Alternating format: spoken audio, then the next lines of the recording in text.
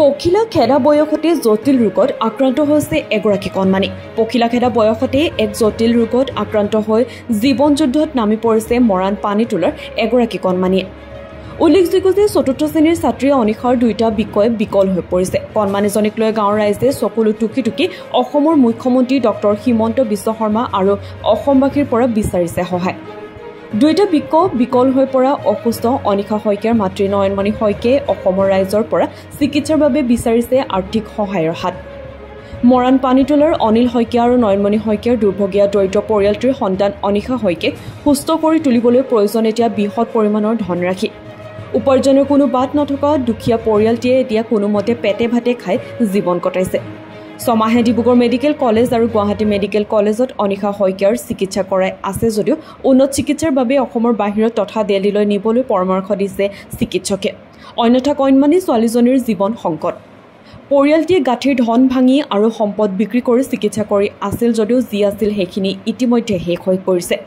সংবাদ মাধ্যমৰ যোগেদি চৰকাৰ, প্ৰশাসন, জাতীয় দল সংগঠন তথা অসমবাসীৰ ৰাইজলৈ কাটৰ অনুৰোধ যাতে অনিশা শইকীয়াক অলপ আৰ্থিক অনুদান প্ৰদান কৰি তাই সুস্থ হোৱাত সহায়ৰ হাত আগবঢ়ায়। অনিশা শইকীয়াক সহায় কৰিবৰ বাবে কানাড়া বেংকৰ এইটো একাউণ্ট নম্বৰ 110617373832ত সামান্য কিছু আৰ্থিক সাহায্য প্ৰদান কৰিবলৈ আমিও অনুৰোধ জনালোঁ। IFC code CNRB 006274 AC holder Anil Saikia. Amrit Kumar শৰ্মাৰ প্ৰতিবেদন নিউজ 24 NE। দেউতাকৰ নাম অনিল শইকীয়া। ছোৱালীজনী আজি কেইবামান মাহৰ পৰা বিশেষ কিডনী অসুখত তাই ভুগি আছে। ডক্টৰে কিডনী বেয়া হৈছে কৈছে। ডিব্ৰুগড়ত এমাহ দুমাহ চিকিৎসা কৰিলোঁ, তাই কোনো মুখ ভাল পোৱা নাই। গুৱাহাটীলৈ নিলোঁ, গুৱাহাটীত 20 দিনমান থ'লোঁ, তাই অকণো ভাল হোৱা নাই। এতিয়া গুৱাহাটীৰ পৰা ঘূৰাই ঘৰলৈ আনোতে আকৌ পেট ফুলিলে, ভৰি ফুলিলে, মুখ ফুলিলে। তাই এতিয়া বৰ্তমান আমি ডিব্ৰুগড় মেডিকেলতে ভৰ্তি হৈ আছে। তাই এনেকুৱা অৱস্থা হৈছে, এতিয়া আমি আকৌ উন্নত চিকিৎসালয় আজি নিবলৈ কৈছে। তেনেকুৱা আমাৰ এতিয়া একো সুবিধা নাইকিয়া হৈ আছে ঘৰখনত। টকা পইচাৰ অভাৱ হৈছে। ছোৱালীজনী তেনেই সৰু ছোৱালী, মাত্ৰ তাই 11 বছৰ হৈছে।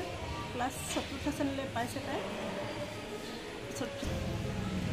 ঘৰৰ মাটি বাৰীও এতিয়া বিকিলোঁ, কিন্তু তাইৰ সিমানখিনি পইচা আমাৰ হাতত নাই। এতিয়া তাইক তালৈ নিবলৈ ইমান দূৰলৈ আপোনালোকে কিবা এটা, ৰাইজেও কিবা এটা সহায় কৰক, আপোনালোকৰ চেনেলতো কিবা এটা সহায় কৰক।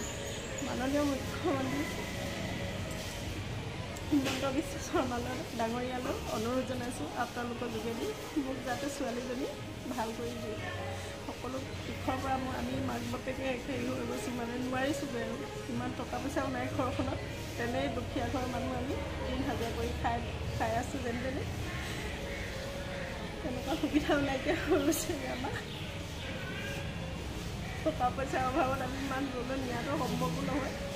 আপোনালোকে যদি কিবা কৰি আপোনালোকৰ চেনেলৰ পৰা অকণমান সহায় পাওঁ, মোৰ ছোৱালীজনী আকৌ আগৰ দৰে হৈ উঠিব। আপোনালোকে ছোৱালীজনী চাব, ইমান ধুনীয়া ছোৱালী, ধুনীয়া হকে বা নহওকে, কিন্তু তাই এটা বহুত জীৱন কৰি আছে। আপোনালোকে অকণমান চকু মেলি চাওক।